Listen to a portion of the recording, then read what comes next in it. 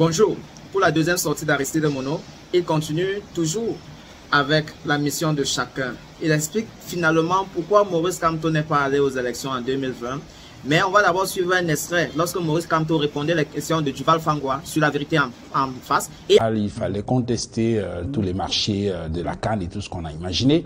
Mais est-ce qu'aujourd'hui, pour nous dire avec exactitude, qu'est-ce qu'il y avait derrière l'agenda, puisqu'on a accusé le MRC d'être dans une logique insurrectionnelle? Mais il vous a pas échappé que lorsque nous avons dit que nous n'irons pas aux élections législatives et municipales du 9 février prochain, on a dit que c'est une logique insurrectionnelle.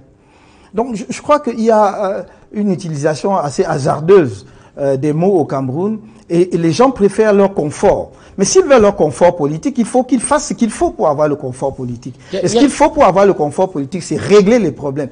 Si, je vous ai dit tout à l'heure, si vous êtes un parti politique, vous sortez d'une élection, vous constatez que le code est mauvais, vous faites une proposition de loi qui n'est pas prise en compte. Vous faites une démarche pacifique devant l'Assemblée nationale pour sensibiliser les députés. Nos camarades, le professeur Alain Foguet a une jambe cassée en 2015. Monsieur Noah était presque étouffé, qui est notre secrétaire général adjoint. Et d'autres étaient molestés, malmenés, juste parce qu'ils voulaient sensibiliser les députés de la nation à la nécessité de réviser le code électoral. On ne vous répond pas.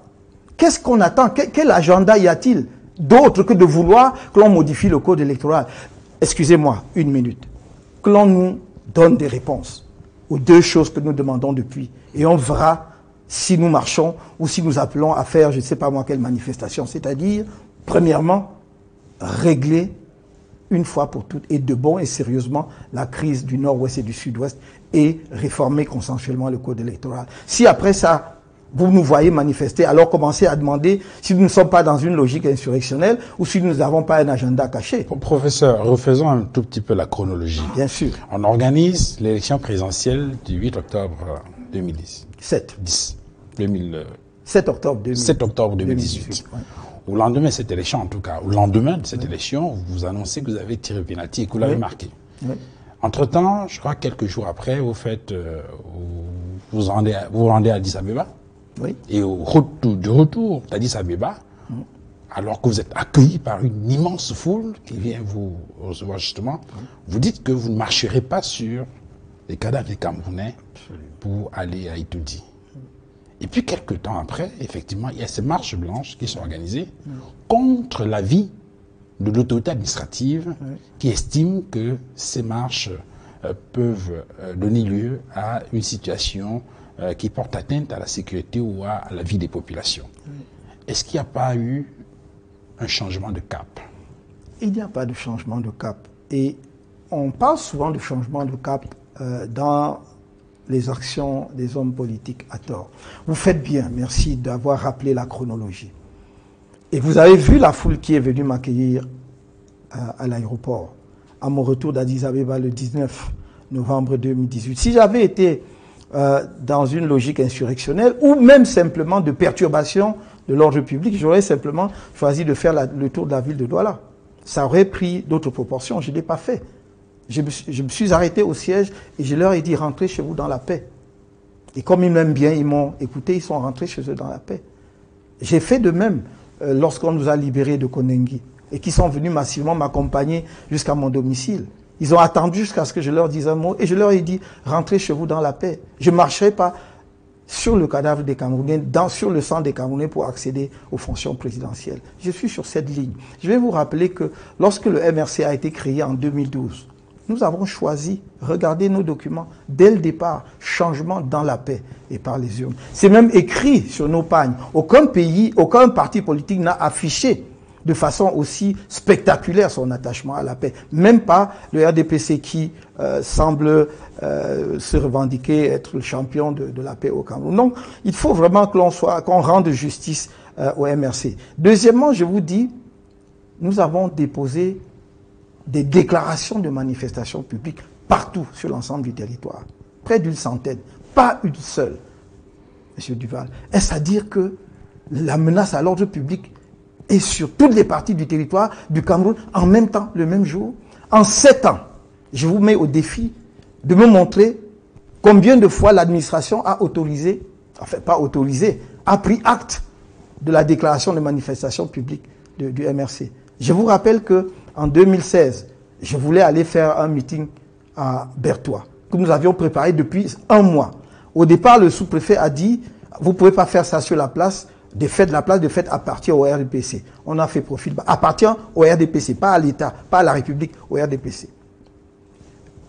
Ensuite, nous avons dit, indiquez-nous une autre place, il a indiqué le stade. Nous avons dit, il n'y a pas de problème, on ira faire au stade. Mais quand on s'est apprêté pour aller faire au stade, il a dit non, il y aura des jeux scolaires, enfin, l'éducation physique pour les examens, pour les enfants. On a dit, c'est pas grave, on attendra qu'il termine, ça prend une semaine. Et au bout d'une semaine, on nous a dit non, il y a trop d'insécurité ici, vous ne pouvez pas faire de manifestations. Alors que, entre-temps, le RDPC pouvait organiser ses manifestations paisiblement. J'ai saisi expressément le ministre de l'administration territoriale de l'époque, qui m'a reçu à 2 reprises.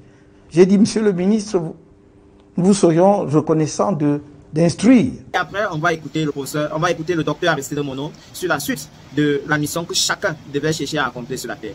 Bonjour, chaque génération doit affronter sa mission, la remplir ou la trahir, disait Frantz Fanon. Nous pouvons également postuler que chacun de nous a sa mission, la remplir ou la trahir.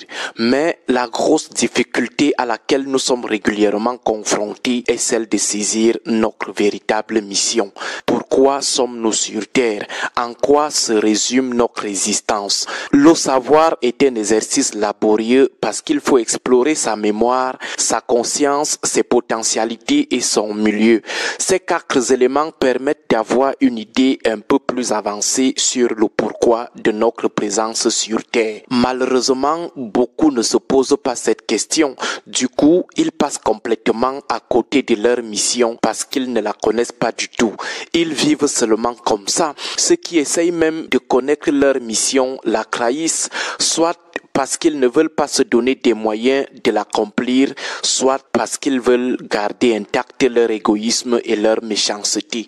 Dans le premier cas, c'est la paresse, le laxisme ou la négligence.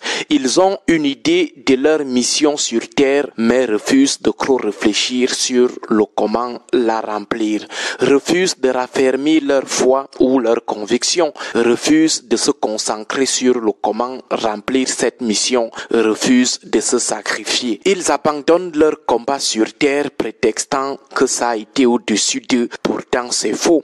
Ils ont juste manqué de volonté et de résilience. Dans le deuxième cas, le cas de l'égoïsme et de la méchanceté, on note 2 catégories. La première regroupe ceux qui refusent de remplir leur mission sur terre ou celle de leur génération parce qu'ils ont peur de perdre les privilèges mondains qu'ils espèrent ou qu'ils ont déjà accumulés, argent, pouvoir, bien matériel. Ils ne veulent pas céder à l'altruisme qu'exige la réalisation de leur mission sur terre. La deuxième catégorie regroupe ceux qui sont hantés par un esprit de méchanceté, les multirécidivistes dans la production du mal. Ce sont des incorrigibles qui se sucrent des malheurs des autres. En plus de la méchanceté et de l'égoïsme, ils sont foncièrement méchants. On dira que leur mission sur terre, c'est de faire du mal. Ils ont été missionnés par les mauvais esprits. Mais revenons à ceux qui ne connaissent pas la véritable nature de leur mission sur terre ou celle de leur génération. Ceux-là qui pensent généralement que leur mission, c'est l'accumulation des honneurs et des biens matériels. Ils se disent que leur mission sur terre, c'est d'avoir des immeubles, des comptes bancaires, des titres fonciers, des champagnes à la maison, manger 4 fois par jour, avoir des belles et grosses voitures. À partir de ces indicateurs, ils disent avoir affronté et rempli leur mission. Mais ils oublient que la mission dont parle Frantz Fanon n'est ni personnelle ni éphémère. Elle transcende le moi et le temps. Elle est collective et parle aux générations futures pour l'éternité. Cette mission marque à jamais. Et dans un monde foncièrement secoué par des esprits très hostiles, la réalisation de nos missions générationnelles ne peut s'inscrire que dans la logique de l'affrontement. L'adversité impose l'affrontement. Qui dit affrontement dit prise de risque parce que l'affrontement suggère l'hypothèque, la mise en jeu de ce qu'on a de fondamental. Il relève du sacrifice. En langage simple, il est difficile de remplir la mission de sa génération sans se sacrifier. Et cela nécessite un très haut niveau de résilience. En tout cas, ce matin, que chacun de nous se pose ces questions. Quelle est la mission de ma génération? Est-ce que je suis en train de la remplir? Après ma mort, qu'est-ce que ma communauté retiendra de moi? À ma mort, qu'est-ce que le Cameroun retiendra de moi? Merci à vous pour toutes vos prières et tous vos soutiens. Nous sommes de retour. Chaque génération doit affronter sa mission, la remplir ou la trahir. Bonne journée à vous tous.